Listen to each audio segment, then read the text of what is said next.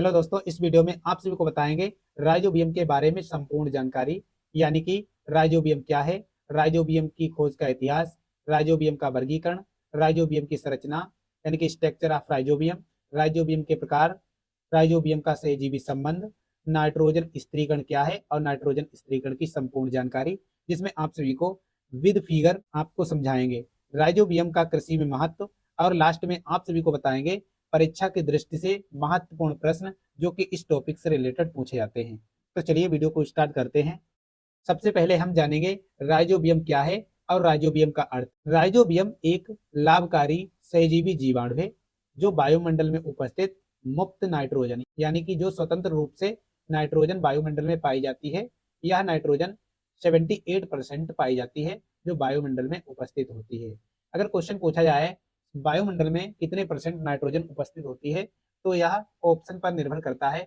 78 भी हो सकता है और 79% भी हो सकता है। और यह नाइट्रोजन गैसीय रूप में पाई जाती है यानी कि N2 के फॉर्म में पाई जाती है। जो राइजोबियम बैक्टीरिया होता है यही नाइट्रोजन को पौधों की जड़ ग्रंथियों में स्थिर करता है और जिससे पौधे नाइट्रोजन को ग्रहण कर पाते हैं। यह जीवाणु विशेष रूप से दलहनी पौधों यानी कि लेग्यूमिनस प्लांट, जिन्हें दलहनी पौधे या दलहनी फसलें कहते हैं, की जड़ों में पाया जाता है। आपने देखा होगा दलहनी पौधे होते हैं, इनकी जड़ों में की गांठें पाई जाती हैं जिन्हें जड़ ग्रंथियां कहते हैं, रूट नोडल्स कहते हैं।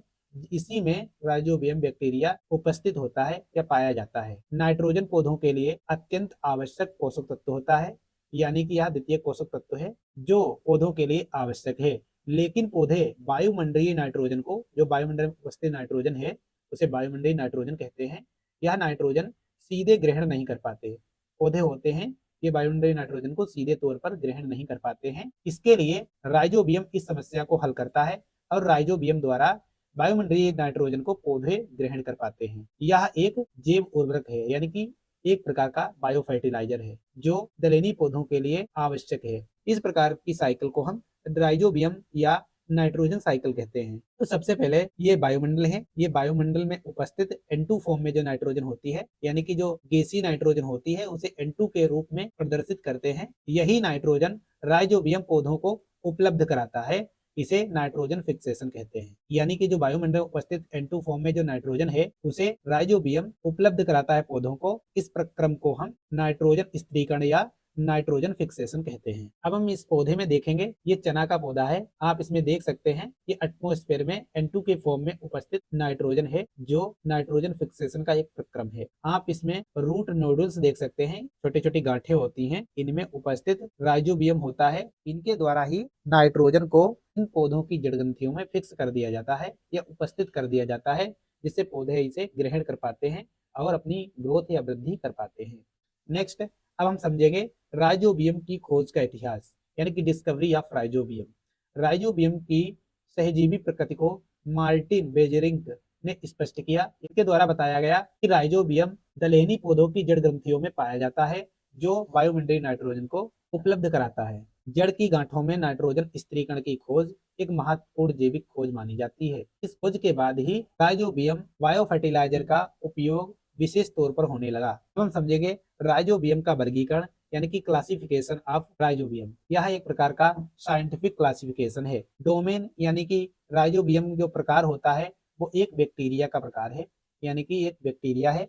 जगत ये मोनेरा है, मोनेरा किंगडम से बिलोंग करता है। संघ प्रोटियो बैक्टीरिया, वर्ग अल्फा प्रोटियो बैक्टीरिया, गण राइजोबियल्स, कुल राइजोबियेसी और वंश इसका राइजोबियम है। नेक्स्ट, अब हम देखेंगे राइजोबियम की संरचना यानी कि स्ट्रक्चर ऑफ राइजोबियम। तो दोस्तों राइजोबियम एक डंडाकार यानी कि जो रोड शेप्ड बैक्टीरिया होता है, यानी कि इसे हिंदी में कहें तो डंडाकार, इंग्लिश में कहें तो ये रोड शेप्ड बैक्टीरिया है। यह ग्राम निगेटिव बैक्टीरिया होता है, यानी कि बैक्टीरिया को दो प्रकार से बांटा गया है, ग्राम negative bacteria and gram positive bacteria. यह बैक्टीरिया ग्राम ऋणात्मक या निगेटिव बैक्टीरिया होता है। इसके अंदर पाए जाने वाले कोशिकांग निम्नलिखित हैं। नंबर फर्स्ट है कोशिका भित्ति, जिसे हम सेल वॉल कहते हैं। ये सेल वॉल ऊपर की जो आप देख सकते हैं, ऊपर की जो परत है भूरे कलर की, इसे सेल वॉल कहते हैं। ये सेल वॉल उपस्थित होती है पूरे बैक्टीरिया के ऊपर पाई जाने वाली एक परत होती है जो अंदर के कोशिकांग की रक्षा करती है। यानी कि अंदर जो कोशिकांग उपस्थित होते हैं जैसे कि डीएनए हो गया, साइटोप्लाज्म है, राइजोसोम्स है और बहुत सारे प्रकार के एंजाइम्स हैं, ये रक्षा करती है। नेक्स्ट है सेल मेम्ब्रेन या कोशिका झिल्ली। कोशिका झिल्ली आप इसमें देख सकते हैं, जिसे हम प्लाज्मा झिल्ली या इसे हम हिंदी में कहें तो कोशिका झिल्ली कहेंगे। तो दोस्तों ये सेल वॉल के बाद पाया जाने वाला एक कोशिकांग होता है, तो ये चारों तरफ होती है। नेक्स्ट नंबर 3 है साइटोप्लाज्म। साइटोप्लाज्म एक अर्ध तरल पदार्थ होता है जो इसके अंदर भरा होता है। इसके अंदर बहुत सारे कोशिकांग डोट डोट जैसे तैरते रहते हैं, इसी में पाए जाते हैं। नेक्स्ट है न्यूक्लियोइड्स यानी कि डीएनए। आप इसमें देख सकते हैं बहुत बड़ी संरचना से आप जालीनुमा संरचना है, ये संरचना को डीएनए कहते हैं यानी कि न्यूक्लियोइड्स कहते हैं। नेक्स्ट अब लास्ट में देखेंगे नंबर 5 राइबोसोम्स जो होते हैं। इसमें आप ये रेड कलर के बिंदु जैसी संरचना देख रहे हैं, ये राइबोसोम्स हैं जो इस बैक्टीरिया को प्रोटीन प्रदान करते हैं, यानी कि इसका काम होता है प्रोटीन संश्लेषण करना। और लास्ट में आप सभी को बता दें, ये पूंछ जैसी जो संरचना है इसे फ्लेजिला कहा जाता है, फ्लेजिलियम कहते हैं। नेक्स्ट राइजोबियम के प्रकार को समझ लेते हैं। विभिन्न दलहनी पौधों के लिए अलग अलग प्रजातियां होती हैं। होस्ट प्लांट यानी कि जिनमें ये प्रजातियां पाई जाती हैं उन्हें होस्ट प्लांट कहते हैं। और ये राइजोबियम की प्रजातियां हैं, कौन कौन सी प्रजातियां किस फसल में उपस्थित होती हैं इसे हम देखेंगे। नंबर फर्स्ट है ब्रेडी राइजोबियम। ब्रेडी राइजोबियम जपोनिकम, ये ग्लाइसिन मैक्स यानी कि सोयाबीन में उपस्थित प्रजाति होती है। नेक्स्ट नंबर 2 है राइजोबियम फ्रेडी, भी सोयाबीन में पाए जाने वाली प्रजाति। नेक्स्ट नंबर 3 है राइजोबियम फेसियोलाई या फेसियोलस वल्गेरिस यानी कि जिसे हम विंस कहते हैं, इनमें उपस्थित होती है। नेक्स्ट नंबर 4 है राइजोबियम मेडिलोटी या मेटिकागो सटाइवा जिसे अल्फा अल्फा कहते हैं, इसमें उपस्थित होने वाली एक प्रजाति होती है। नेक्स्ट नंबर 5 है काउपी राइजोबिया ग्रुप या राइजोबियम स्पीसीज, ये सभी दलहनी फसलों में पाई जाती है जैसे कि विग्ना यूनिगुलाटा यानी कि काउपी। नेक्स्ट है राइजोबियम ट्राइफोलियाई या ट्राइफोलियम स्पीसीज यानी कि क्लोवर्स, जैसे कि बरसीम में पाई जाती है। नेक्स्ट नंबर 7 है राइजोबियम लेग्यूमिनेसेरम, ये दलहनी फसल पाइसम सेटाइवम जैसे कि मटर में पाई जाती है, सभी प्रकार की मटर में ये उपस्थित होने वाली प्रजाति है। अब हम देखेंगे राइजोबियम का सहजीवी संबंध या सहजीविता। राइजोबियम और दलहनी पौधों के बीच परस्पर लाभकारी संबंध पाया जाता है, जिसे हम सहजीवी संबंध या सहजीविता या सिम्बियोसिस कहते हैं। तो दोस्तों पौधा देता है यानी कि राइजोबियम का जो सहजीवी संबंध होता है, इसे पौधा क्या हेल्प करता है, तो दोस्तों पौधा राइजोबियम को कार्बोहाइड्रेट देता है भोजन के रूप में और सुरक्षित निवास देता है। पौधों की जड़ ग्रंथियों में राइजोबियम पाया जाता है। तो राइजोबियम पौधों को क्या देता है, तो राइजोबियम नाइट्रोजन स्थिर करता है, फिक्स्ड नाइट्रोजन, इसे सहजीविता कहते हैं या सिम्बियोसिस कहते हैं। इस प्रकार एक दूसरे को ये सहायता करते हैं। पौधा इनको कार्बोहाइड्रेट या भोजन देता है, जिसके बदले राइजोबियम इन्हें नाइट्रोजन देता है। आप इस फिगर में समझ सकते हैं, ये मटर का पौधा है यानी कि एक दलहनी प्रकार का पौधा है।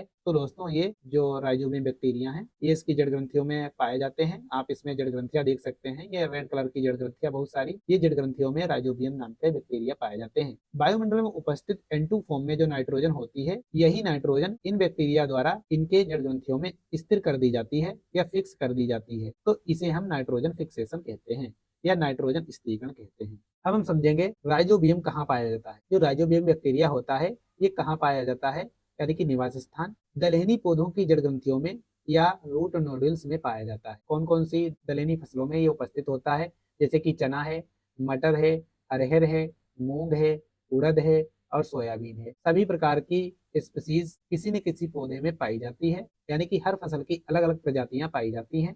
आप इस फिगर में देख सकते हैं, ये गांठें हैं बहुत मोटी मोटी सी, इसके अंदर ही राइजोबियम होता है।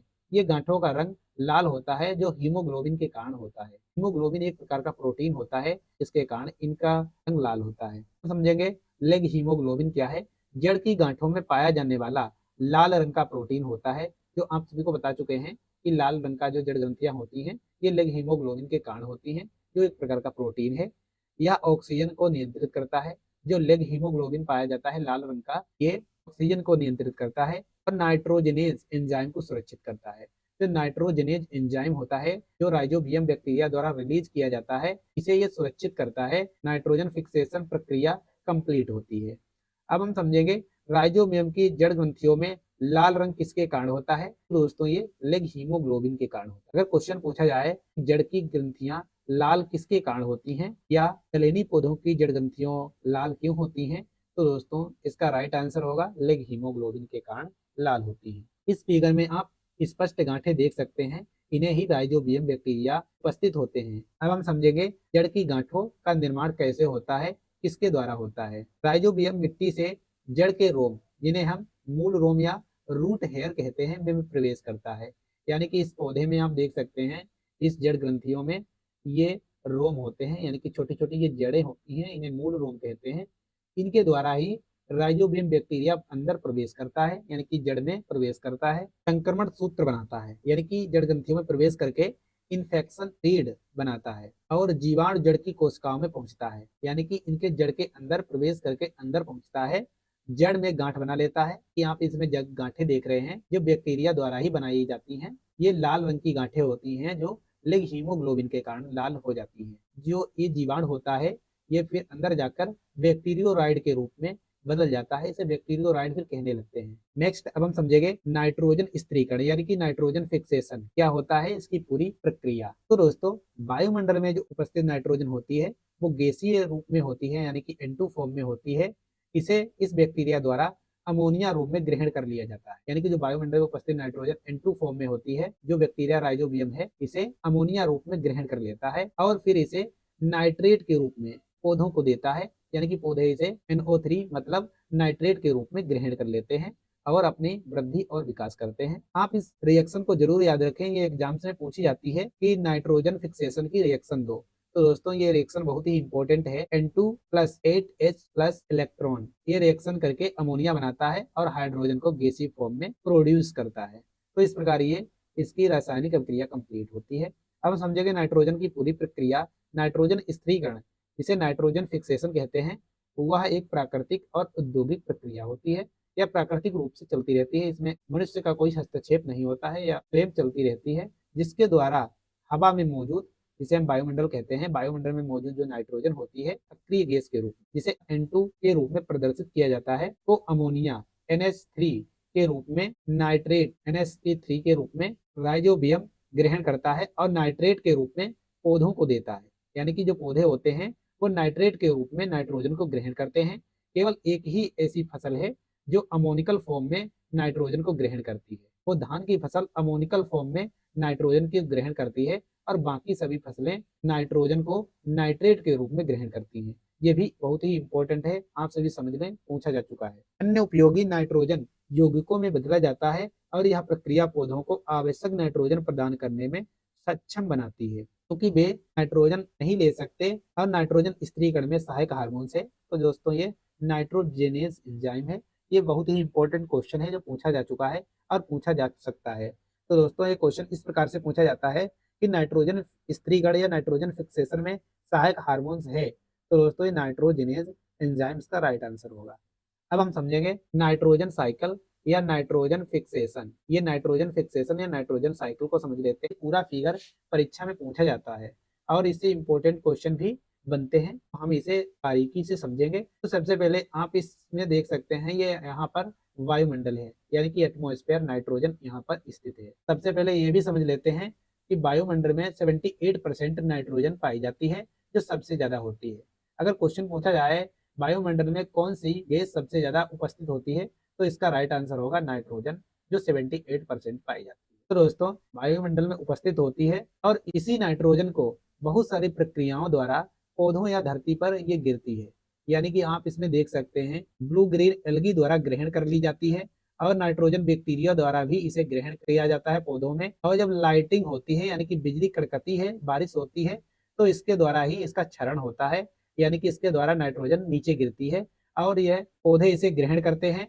पौधे ग्रहण करके जब पौधे डीकम्पोज हो जाते हैं, यानी कि इनके डीकम्पोज बैक्टीरिया द्वारा इन्हें डीकम्पोज कर दिया जाता है और यही पौधे डीकम्पोज होकर नाइट्रोजन इनकी जो होती है प्रोटीन के रूप में N2 के रूप में फिर से वायुमंडल में चली जाती है। तो इस पूरी प्रक्रिया को हम नाइट्रोजन फिक्सेशन या नाइट्रोजन स्थिरीकरण कहते हैं। नेक्स्ट अब हम समझेंगे राइजोबियम का कृषि में महत्व। फर्स्ट है जैव उर्वरक के रूप में, इसका उपयोग जैव उर्वरक के रूप में किया जाता है, जो आप इसमें देख सकते हैं, ये जो सीसी है ये जैव उर्वरक है राइजोबियम। नेक्स्ट मिट्टी की उर्वरकता बढ़ाता है, जो राइजोबियम होता है वो मिट्टी की उर्वरकता बढ़ाता है, क्योंकि राइजोबियम नाइट्रोजन फिक्सेशन करता है।